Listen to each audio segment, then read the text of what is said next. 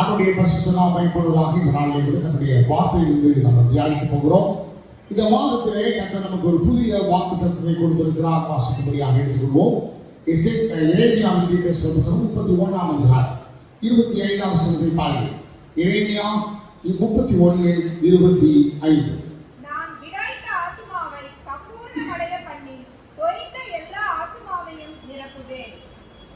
நான் விடாய்த்த ஆத்மாவை சம்பூர்ணமடைய பண்ணி தொய்ந்த எல்லா ஆத்மாவையும் நிரப்புவேன். ஆண்டவர் தளர்ச்சிக்கு எதிராக ஒரு அற்புதமான வாக்குத்தத்தத்தை தருகிறார். பொதுவாக ஆண்டவர் தளர்ச்சியை யாருக்கு கொடுக்கிறார்? தளர்ந்து போகுதல், கை நெகிழ்ந்து போகுதல், இப்படிப்பட்ட காரியங்கள்லாம் யாருக்கு கற்றுக் கொடுக்கிறார்னா எதிராளிகளுக்கு கொடுக்கிறார். ஆண்டவருடைய வசனத்துக்கு எதிராக செயல்படுகிறவர்கள். ஆண்டு சொன்னாரு, என் வார்த்தையை நீ உள்ளபடி கேட்டு அதுபடி செய்வாயானால் நான் உனக்கு சொல்கிற ஆசீர்வாதங்கள்லாம் வந்து பழிக்கும். அப்படி செய்யாமல் போனால் உனக்கு நான் சொல்கிற சாபங்கள்லாம் வந்து பழிக்கும். அதில் என்ன அப்படின்னா, ஒரு இறை அசைகிறதை நீ பார்த்துட்டு அந்த சத்தத்தை கேட்டு ஏதோ யாரோ உன்னை துரத்தி கொண்டு வருகிறது போல நீ ஓடுகிற ஒரு நிலைமை உண்டாகும். இந்த தளர்ச்சி நிலை எப்போ உண்டாகும் அப்படின்னா, கர்த்தருடைய வசனத்துக்கு மதிப்பு கொடுக்காத போது, கர்த்தருடைய வார்த்தையை கனப்படுத்தாத போது இப்படிப்பட்ட காரியம் நடக்கும் என்று இஸ்ரவேல் ஜனங்களுக்கு ஆண்டவர் சொல்லிக் கொடுத்தார். அப்படியானால் இந்த மாதத்திலே அநேக காரியங்கள் நம்மை சோர்வடைய செய்திருக்கிறது, தளர்ந்து போக வைத்திருக்கிறது. அப்படியானால் கர்த்தர் நமக்கு இந்த தளர்ச்சிகளுக்கு எல்லாத்தையும் தாண்டி நாம் தைரியசாலிகளாய் காணப்படும்படியாய் ஆண்டவர் நமக்கு கிருபை தருகிறார். பாருங்கள், குருட்டாட்டம் பிடித்தல் அப்படின்னு ஒரு வார்த்தை வேதாகமத்தில் சொல்லப்படுகிறது. ஆதியாகமத்தின் 19ஆம் அதிகாரம் 11ஆம் வசனத்திலும் 2 ராஜாக்கள் 6ஆம் அதிகாரம் 12ஆம் வசனத்திலும் நீங்க ஒரு காரியத்தை வாசிக்க முடியும். சோதம் குமாரா ஜனங்கள் பாவிகளாக இருந்தார்கள், பயங்கரமான கொடூரமானவர்களாக இருந்தார்கள். அவர்கள் அந்த லோத்துடைய வீட்டுக்குள்ளே வந்த நபர்களை தவறாய் நடக்கும்படியாக முயற்சி செய்த போது கர்த்தர் அவர்களை குருட்டாட்ட ஆவியினாலே நிரப்பினார். அந்த நிலையில தான் அவர்கள் தேடி தேடி வாசலை தேடி தேடி தேடி தேடி துவண்டு போனார்கள் என்கிற வார்த்தை இருக்கிறது. அல்லேலூயா. துவண்டு போகிற அந்த நிலைமை உண்டாகிறது. அதே மாதிரி தேவனுடைய மனுஷனுக்கு எதிராக சிறிய படைகள் வந்தபோது அவர்களை அந்த கண்மயக்கத்தினாலே கர்த்தர் பாதித்தார். அது நிமித்தமாய் அவர்கள் எங்கே பட்டணம் இருக்கிறது, எங்கே தேடி வந்த நபர்கள் இருக்கிறார்கள் என்று தெரியாமல் அலைந்து தடுமாறுகிற நிலைமை உண்டானது. இந்த மாதத்திலே கர்த்தர் நம்மை பார்த்து சொல்கிறார், நான் விடாய்த்த ஆத்மாவை அல்லேலூயா சம்பூர்ணமடைய பண்ணி, சம்பூர்ணமடைய பண்ணி தொய்ந்த எல்லா ஆத்மாவையும் நிரப்புவேன் என்று ஆண்டவர் பேசியிருக்கிறார். ஏசாயா 35ஆம் அதிகாரம் 3ஆம் வசனத்துல 3 விதமான தளர்ச்சியை குறித்து அங்கே வசனம் குறிப்பிடுகிறார். ஏசாயா 35ஆம் அதிகாரம் 3ஆம் வசனத்துல தளர்ந்த கைகளை திறப்படுத்தி தள்ளாடுகிற முழங்கால்களை பலப்படுத்துங்கள், அடுத்து மனப்பதறுகிறவர்களை பார்த்து பி ஸ்ட்ராங் என்று சொல்லுங்கள் என்பதாக நீங்கள் அங்கே வாசிக்க முடியும்.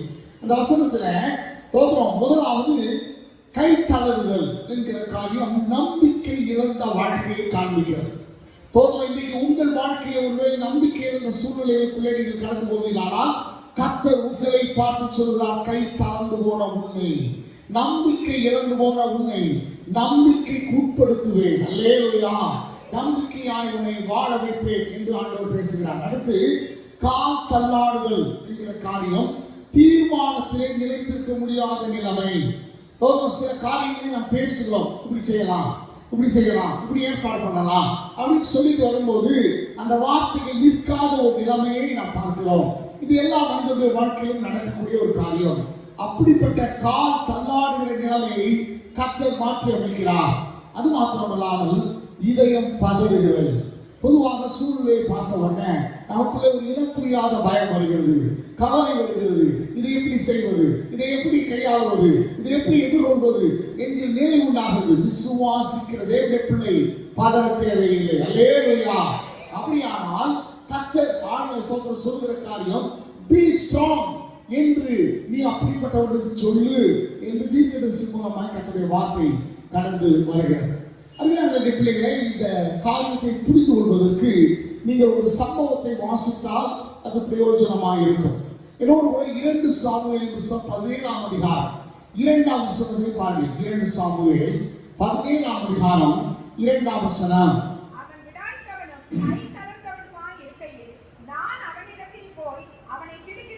பேசுகிறார். இங்கே அகித்தோப்பேல் ஒரு ஆலோசனை சொல்லுகிறார்.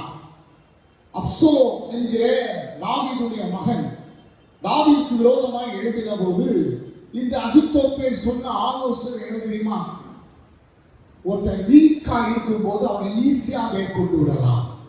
இப்ப தாவீது எப்படி இருக்கிறான்? நம்ம சொல்லுவோம்னா கை தளர்ந்து போயிருக்கிறான், கால் தள்ளாடுகிற நிலைமையில இருக்கிறான். இன்னும் சொல்ல போனா இருதயத்துல ஒரு விதமான பதட்ட நிலைமை இருக்கிறது. தேசத்துல குடியிருக்க முடியாதபடி காடு வீடுகளில் எல்லாம் சுற்றி திரிகிற அரணான இடங்களை தேடி போகிற ஒரு நிலைமை இருக்கிறது. இந்த சூழ்நிலையில அகித்தோப்பேல் சொல்றான், ஈஸியா அவங்க டார்கெட் பண்ணி அடித்து கொண்டு விடலாம், அழித்து விடலாம். அப்படின்னா இன்றைக்கு பெரும்பாலான விசுவாச குடும்பங்களை பிசாசு இப்படித்தான் வைக்க பார்க்கிறேன். தோற்றம் நம்மை நம்பிக்கை இழக்க செய்தவர்களாக, தீர்மானத்திலே செயல்பட முடியாதவர்களாக வைக்கத்தக்கதாக, இன்னும் சொல்ல போன விசுவாசம் இருக்க வேண்டிய இடத்துல அவிசுவாசமாய் பேசுகிறவர்களாகத்தான் பிசாசு நம்மை வைக்க பார்க்கிறான். ஆனால் கர்த்தர் அதை விடுவதில்லை, கர்த்தர் அதை அனுமதிக்கிறது இல்லை. அல்லேலூயா. தோற்றம் பாருங்க, இதற்கு ஏற்றபடியா ஏதோ ஒன்று செஞ்சா சரியாயிடும். அப்ப தாவீதுக்கு என்ன செய்யப்பட்டது என்று சொன்னால், நீங்கள் அந்த 2 சாமுவேல் புத்தகம் 16ஆம் அதிகாரம் 2ஆம் வசனத்தை பாருங்கள். அங்கே சீபா என்று சொல்லுகிற மேபி மோசேத்தினுடைய வேலைக்காரன் ஒரு காரியத்தை செய்தான். ராஜா சீபாவை பார்த்து, இவைகள் என்னத்திற்கு என்று கேட்டதற்கு சீபா, கழுதைகள் ராஜாவின் வீட்டார் ஏறுகிறதற்கும் அப்பங்களும் பழங்களும் வாலிபர் புசிக்கிறதற்கும் திராட்சரசம் வனாந்திரத்தில் விடாய்த்து போனவர்கள் குடிக்கிறதுக்குமே என்றான். ராஜா வீட்டார் ஏறுகிற ஒரு வாகனங்களை குறித்து சொல்லப்படுகிறது. அப்படின்னா காத்தல்லாட்டம் இல்லை. அடுத்து பார்த்தீங்கன்னா பலத்தினால் சோர்ந்து போகிற நிலைமை, அதுக்கு எதிராக நல்ல பழங்கள், நல்ல உணவு பொருட்கள். அதுக்கடுத்து தாகத்தினால் துவண்டு போகிற நிலைமை, அதனால திராட்சரசம், அது மாற்றம் இல்லாமல் பழரசங்கள், இவை எல்லாத்தையும் கொண்டு வந்து இந்த சீபா என்கிற மனிதன் கொடுக்கிறான். ஆக எல்லாவற்றுக்கும் தீர்வு இருக்கிறது. இப்ப ஆண்டு சொல்கிறார், உன் மனசோர்வுக்கு கர்த்தர் தீர்வை தருகிறேன் என்று சொல்கிறார். நான் விடாய்த்த ஆத்துமாவை சம்பூர்ணம் அடையப்படுவேன் என்று கர்த்தர் பேசுகிறதை பார்க்கிறோம். இதே மாதிரி இன்னொரு காரியம் நடந்தது. என்னன்னா, அந்த 2 சாமுவேல் 17ஆம் அதிகாரம் 28ஆம் வசனத்தை எல்லாரும் எடுத்துக் கொள்ளுங்கள். நம்ம எல்லாம் சேர்ந்து பார்க்கலாம். 2 சாமுவேல் 17ஆம் அதிகாரம் 28ஆம் வசனம். மெத்தைகளையும் கலங்களையும் மண்பாண்டைகளையும் கோதுமையும் வார்கோதுமையும் மாவையும் வறுத்த பயிரையும் பெரும்பயிரையும் சிறு பயிரையும் வறுத்த சிறுபயிரையும் தேனையும் வெள்ளையையும் ஆடுகளையும்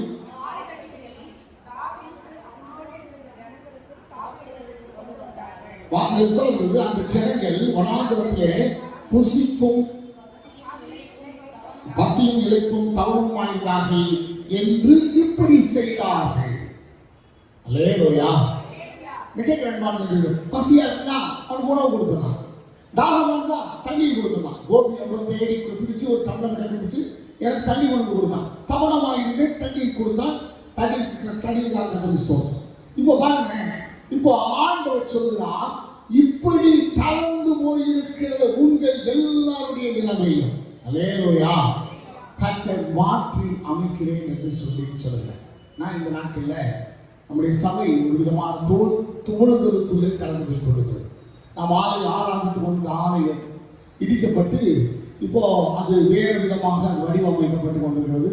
நமக்கு ஒரு பொது ஆலயம் இல்லை என்கிறதுனால விசுவாசத்தில் கொஞ்சம் தொய்த்து போயிருக்கிறாங்க, சோர்ந்து போயிருக்கிறாங்க. சிலர் வர்றாங்க, ஆனாலும் அந்த பழைய உற்சாகம் இல்லாத நிலைமை இருந்தது. நான் இப்போ ஆண்டவருடைய ஜெபம் பண்ண ஆரம்பித்தேன்.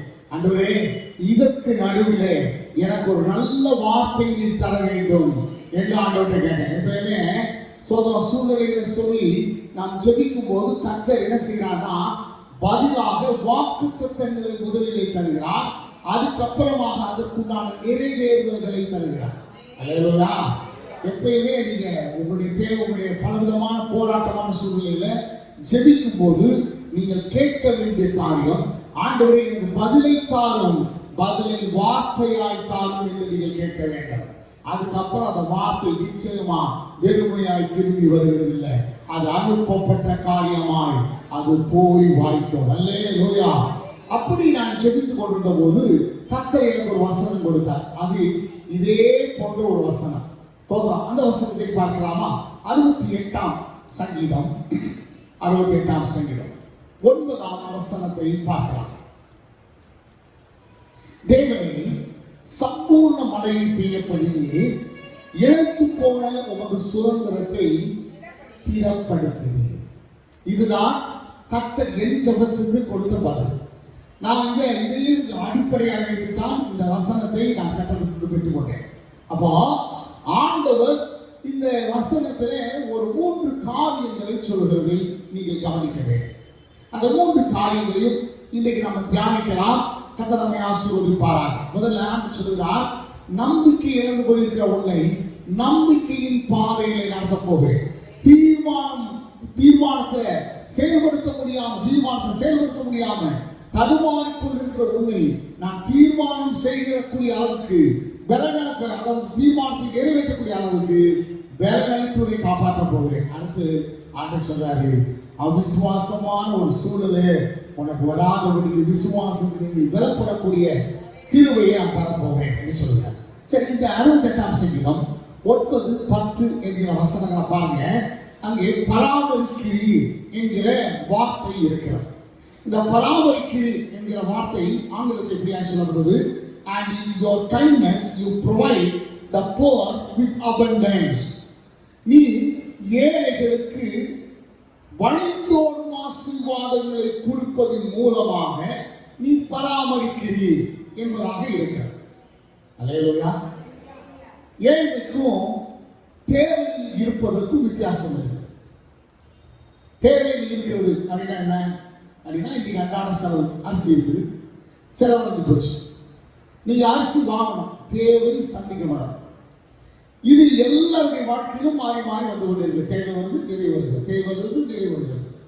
ஆனா ஏழ்மை என்பது என்ன அப்படின்னு சொன்னா, தேவை அது ஒரு விதமான தேவைதான், தேவையான ஒரு நிலைதான். ஆனா எவ்வளவு நிறைவு வந்தாலும் இந்த ஏழ்மை மாறாது. அல்லேலூயா. அப்படின்னா ரொம்ப சீரியஸான ப்ராப்ளம். எல்லாருக்கும் காய்ச்சல் மண்டடி வருது. ஆனா சில நோய்கள் தீவிர நோய்களாக இருக்கிறது போல ஏழ்மை என்கிற அந்த பிரச்சனை ஒரு தீவிரமான பிரச்சனை. ஆனா கர்த்தர் சொல்கிறார், 10ஆம் வசனத்திலே ஆண்டவர் சொல்லும்போது சொல்கிறார், என்ன சொல்லப்படுது? உம்முடைய தயவினாலே ஏழைகளை பராமரிக்கிறீர். வெறும் தேவையை சந்திக்கிற மாதம் என்று சொல்லி நான் சொல்ல வரவில்லை. மாறாக ஒருவேளை தேவையுடைய தீவிர நிலைமைகள் இருந்தாலும் கர்த்தர் அதிலிருந்து உங்களை பராமரிக்க போதுமானவராக இருக்கிறார். அல்லேலூயா, அல்லேலூயா. 3 வார்த்தைகள் இந்த பகுதியிலே காட்டப்படுகிறது. அந்த 3 வார்த்தைகளையும் தியானித்து நாம் ஜெபிக்க போகிறோம். முதல் வார்த்தை கன்ஃபர்ம் என்கிற வார்த்தை, உறுதிப்படு என்கிற வார்த்தை. அந்த வசனம் எப்படி இருக்கிறது என்று சொன்னால், இந்த 9, 10 வசனங்களை வாசிக்கும் போது இந்த வசனத்தை வாசிக்கிறேன். இழைத்து போனது என்று அறிந்தவுடன் என் சுதந்திரம் என்று உறுதிப்படுத்தும்படியாக நான் சம்பூர்ணத்தை அனுப்புவேன். அல்லேலூயா. இந்தியாவில் எல்லாருமே கஷ்டப்படுறாங்க, உண்மையா இல்லையா? ஆமாம், கொரோனா வந்தபோது அது எல்லாருடைய வாழ்க்கையும் உண்மையாயிடுச்சு. நோயால் கஷ்டப்படம் உண்டு, மருத்துவ சிகிச்சை செய்ய முடியாமல் தடுமாறுகள் உண்டு. அது மட்டும் இல்லாமல் பொருளாதார பின்னடைவுகளை அனுபவிக்கிற உண்டு. இந்தியா மொத்தமாக அப்படிதான். ஆனால் விசுவாசியே, தேவனுடைய பிள்ளையே, கர்த்தர் உங்களுக்கு நேராக ஒரு வார்த்தை அனுப்புகிறார். என் சுதந்திரம் என்று சொல்லும் போது கர்த்தர் வித்தியாசமாய் செயல்படுகிறார். பாருங்க, அந்த வார்த்தை எப்படி இருக்குன்னா, இழைத்து போனது என்று அறிந்தவுடன் என் சுதந்திரம் என்று உறுதிப்படுத்தும்படியாக நான் அவர்களுக்குள்ளே சம்பூர்ணத்தை அனுப்புகிறேன். அல்லேலூயா. தோத்திரம். இந்த வார்த்தைக்கு என்ன விளக்கம் அப்படின்னா, எல்லாருக்கும் தேவை இருக்குது, எல்லாருக்கும் பல விதமான யாராவது ஒருத்தர் அட்டன் பண்ணணும். நம்மளை பிச்சை எடுக்கிற அனுபவங்கள் இருக்குது. பிச்சை எடுக்கிற சம்பந்தம் இல்லாதவன்ட்ட கேட்குறது, சம்பந்தம் இல்லாதவன சார்ந்து இருக்குது, சம்பந்தம் இல்லாதவன போய் தொந்தரவு பண்ணுறது. இது அந்த மாதிரி அனுபவம். ஆனா பிள்ளைகளை கற்று வைத்திருக்கிறார். பிள்ளைகள் அவன்கிட்ட கேட்குது, அது அவனோட பிச்சை எடுக்கல, நம்முடைய சுதந்திர வீதத்தினுடைய பங்கு கேட்கிறார். அம்மா எனக்காக சாப்பாடு ஆக்குறீங்களே அதை கொடுங்க, அம்மா எனக்காக ட்ரெஸ் ரெடி பண்ணி வச்சிருக்கீங்களே அதை கொடுங்க. இங்கே அதே மாதிரி ஒரு வார்த்தை இருக்கிறது. பாண்ட சொல்கிறார், எல்லாருக்கும் தேவை இருக்கலாம் என் அன்பு பிள்ளையே, ஆனால் உனக்கு ஒரு தேவை என்று சொன்ன உடனே நீ என் சுதந்திரம் என்று சொல்லுகிறதை உறுதிப்படுத்தும்படியாக நான் உனக்கு நன்மை செய்ய போகிறேன். அல்லேலூயா. கையாசை சொல்கிறான், தேவனுடைய பிள்ளை, நான் தேவனுடைய சுதந்திரம். அல்லேலூயா. முதல் காரியம், உங்கள் வாழ்க்கையிலே சம்பூர்ண மழை சம்பூர்ணத்தை கர்த்தர் அனுப்புவதற்கு காரணம் என்ன என்று சொன்னால், நீங்களும் நானும் அவருடைய சுதந்திரமாக இருக்கிறோம். முதல் வார்த்தை கன்ஃபர்ம் என்கிற வார்த்தை, உறுதிப்படுதல் என்கிற காரணம். உறுதிப்பட அப்படிங்கிற காரணம். இரண்டாவது உயிர் வீழ்ச்சி அடைய என்கிற வார்த்தை அதில் இருக்கிறது. பாருங்களேன், அந்த வசனத்துல பாழ்பட்ட நிலம் உயிர் பெற என்று சொல்லி அந்த பகுதி உங்களுக்கு அதை குறிப்பிடுகிறது. என்ன அந்த வசனம் என்ன சொல்லுதுன்னா, தேவனே சம்பூர்ண மழையை பெய்ய பண்ணினி, இழைத்து போன உமது சுதந்திரத்தை திறப்படுத்தினி. அப்படின்னா இந்த நிலம் நீண்ட நாட்களாய் மழை இல்லாதனாலே பயிர் இருந்தும் பிரயோஜனம் இல்லை, பயிரிடப்பட்டும் பிரயோஜனம் இல்லை. பயிரிட்டால தரிசு நிலம் மாதிரி ஆயிடுச்சு. இப்போ இந்த சம்பூர்ண மழை பெய்கிறதுனால அந்த நிலம் உயிர்ப்பிக்கப்படுகிறது. அல்லேலூயா. சோத்ரம். ஆண்டவர் சொல்லுகிற காரியம், I am going to shower my reviving rain and change your weariness என்று ஆண்டவர் சொல்கிறார். உன்னுடைய சோர்வை மாற்றத்தக்கதாக ஒரு பெரிய எழுப்புதலை உனக்குள்ளே தரப்போகிறேன். கையாசம் எழுப்புதல். எழுப்புதல் என்பது என்ன அப்படின்னு நான் சொல்கிறேன். அதாவது ஒரு தீக்குச்சி எரிகிறது. எப்படி எரியுது? ஒரு சின்ன ஒளியை விட்டுட்டு எரிகிறது. சில நேரம் அப்படி அணையத்தக்கதான ரீதியில எரிகிறது. இதை எழுச்சி என்று சொல்கிறது. இது வெறும் அதாவது பொறி, தீ பொறி என்று சொல்கிறது. ஆனா அதே சமயத்தில் ஒரு பெரிய ஒரு குவியல் சத்தையோ குப்பையோ போட்டு நீ எரிக்கும் போது என்ன நடக்குதுன்னா ஓங்கி எரிகிற அனுபவம் உண்டாகும். இது எப்படின்னா எளிதில் அணைக்க முடியாத ஒன்று. அப்படின்னு மோதுனீங்கன்னா கூட கொஞ்சம் தான் எரியும், ஆஃப் ஆகும். ஏன்? இது எழுப்புதல். இந்த கர்ப்பியான எழுப்பிலே கர்த்தர் உண்மை என்னை பார்த்து சொல்கிறார், மறித்து கொண்டு அடங்கி கொண்டு இன்னைக்கு இப்பயா நாளைக்கா அப்படின்னு அல்லாடிக்கொண்டு ஊசலாடிக்கொண்டு இருக்கக்கூடிய நிலையை கர்த்தர் எழுப்புதலாய் மாற்றுகிறார். ஏன்னா கர்த்தருடைய சம்பூர்ணங்களை சந்திக்கிறோம். மூன்றாவது ஒரு வார்த்தையை கர்த்தர் பயன்படுத்துகிறார். முதல்ல நான் சொன்னேன், முதல் காரியம் கன்ஃபர்ம் என்கிற வார்த்தை, உறுதிப்படு என்கிற வார்த்தை. இரண்டாவது ரிவைவ் என்கிற வார்த்தை, உயிர்ப்பிக்கப்படு என்கிற வார்த்தை. மூன்றாவது ரெஃப்ரெஷ் என்கிற வார்த்தை. இங்க எப்படின்னா v plus fresh is equal to refresh. பொதுவாக ஒரு மனிதன் களைத்து போய் தூங்க போகிறார். நம்ம எல்லாரும் இப்போ கொஞ்ச நேரம் ஆச்சுன்னா அப்படின்னு ஆனாவனா படிக்க ஆரம்பிச்சோம். சரி, கொட்டாய் வருது அப்படின்னா நம்முடைய உடல் களைத்து போயிருக்குது, தூக்கம் வருகிறது. சரி, தூக்கம் முடிச்சு காலையில் எழுந்திருக்கும் போது தூக்க கலக்கம் இருக்கும். ஏன்னா சரியா மோத கல்வி இருக்க மாட்டோம், சரியா பண்ண இருக்க மாட்டோம், தூக்க கலக்கம் இருக்கும். ஆனால் உடல் எப்படி இருக்கும்னா ஃப்ரெஷ்ஷாக இருக்கும். கொஞ்சம் மோத கழித்து கல்வி குளிச்சு ரெடி ஆகிட்டீங்கன்னா நீங்கள் புத்துணர்ச்சி உள்ள ஒரு நபராக இருப்பீங்க. மூன்றாவது கர்த்தர் கொடுக்கிற வார்த்தை, சம்பூர்ண மழையை பெய்ய பண்ணி இழைத்து போன சுதந்திரத்தை புத்துணர்ச்சி அடைய செய்தேன். அல்லேலூயா. அந்த வசனம் எப்படி இருக்குன்னா சொல்றான், showers of blessing is to refresh, make them strong, make them revive, and they will be having a regenerated life. அவர்கள் மறு வாழ்வை பெறுவது போல அதை பெறுவார்கள். அல்லேலூயா. இந்த நாளிலே கூட கர்த்தர் உங்களை என்னை பார்த்து தளர்ந்த கைகளை, தள்ளாடுகிற முழங்கால்களை, பதறுகிற இருதயத்தை பார்த்து அந்த சொல்கிறார், நான் விடாய்த்த ஆத்மாவும் சம்பூர்ணம் அடைய பண்ணி தொய்ந்து போன எல்லா ஆத்மாவையும் நிரப்புவேன் என்று கர்த்தர் வாக்கு பண்ணியிருக்கிறார். அதனால உங்கள் சோர்வுகள் மாறப்போகிறது, உங்கள் தளர்ச்சிகள் மாறப்போகிறது, உங்களுடைய ஏமாற்றங்கள் மாறப்போகிறது. ஒரு பெரிய எழுப்புதலுக்கு நேராக நம்முடைய சபை திரும்ப போகிறது. அல்லேலூயா. சோதரன் என்னென்னமோ காரியங்கள் நம்ம டிஸ்கரேஜ் பண்ணிருக்கு. இது இல்லாத இது இப்படி ஆனதுனால நாங்க ரொம்ப சோர்ந்து போயிருக்கிறோம், இப்படி நடந்ததுனால நாங்க ரொம்ப தோன்று போயிருக்கிறோம் அப்படின்னு சொல்லும்போது கர்த்தர் என்ன செய்ய போறான்னா, புதிய புதிய புதிய புதிய காரியங்களை கட்டளையிட்டு உங்களை எழுச்சி அடைய செய்ய போகிறார். இப்படி நடந்துச்சு, இப்படி நடந்துச்சு, இப்படி நடக்குது, இப்படி நடந்து கொண்டு இருக்கிறது என்று சொல்லுகிற நிலையை கர்த்தர் உண்டாக்குகிறார். எல்லாம் எழுந்து என்று நாம் சென்று இந்த ஆராதனை நாம் நிறைவு செய்ய போகிறோம். எழுந்து நின்று இந்த வசனங்களை வாசித்து நாம் செல்ல போகிறோம். எல்லாரும் இடங்களை ஏற்றுக்கொள்ளலாம். எரேமியா 31ஆம் அதிகாரம் 25ஆம் வசனத்தை எல்லாரும் சேர்ந்து வாசிக்கலாம். நம்ம எல்லாம் சேர்ந்து வாசிக்கலாமா? எரேமியா 31:25 எல்லாரும் ஒன்றிணைந்து வாசிக்கலாம். நான் விடாய்த்த ஆத்துமாவை சம்பூர்ணமடைய பண்ணி தொய்ந்த எல்லா ஆத்மாவையும் நிரப்புவேன். இது கர்த்தர் சொன்ன வார்த்தை. இந்த வார்த்தை சாதாரண வார்த்தை அல்ல. ஒருவேளை இது எழுத்தின்படியான சில விளக்கங்களை நான் சொன்னாலும் நீங்கள் அனுபவ ரீதியாய் அநேக விளக்கங்களை இந்த மாதத்துடைய முடிவில் நீங்கள் சொல்ல போவீர்கள். நீங்கள் சொல்றீங்க அந்த வார்த்தை வாழ்க்கையில பல மடங்காய் செயல்பட்டது. ஏன்னா நான் கவனித்திருக்கிறேன், நிறைய பேர் வந்து வசனத்தை கேட்கிறாங்க, கேட்டுட்டு சிலர் வந்து பெருசா எடுக்கிறது இல்லை. ஏதோ மாசத்துக்கு 6 மணி நேரத்தை ஆலயத்துக்கு வந்தோம், நான் ஜெபித்துட்டு போனோம். ஆனால் சிலர் எல்லா வார்த்தையும் நானே ஸ்கிரிப்டில் இல்லாத வார்த்தைகளை சொல்லியிருக்கேன். ஆனால் அந்த வார்த்தைகளை அவங்க எழுதி வச்சுட்டு அது அவருடைய வாழ்க்கையில தீர்க்க தரிசனமாக நிறைவேறினது என்று சொல்லும்போது உண்மையிலே கர்த்தர் இருதயங்களின் தேவைகளை அறிந்து பேசுகிறார்.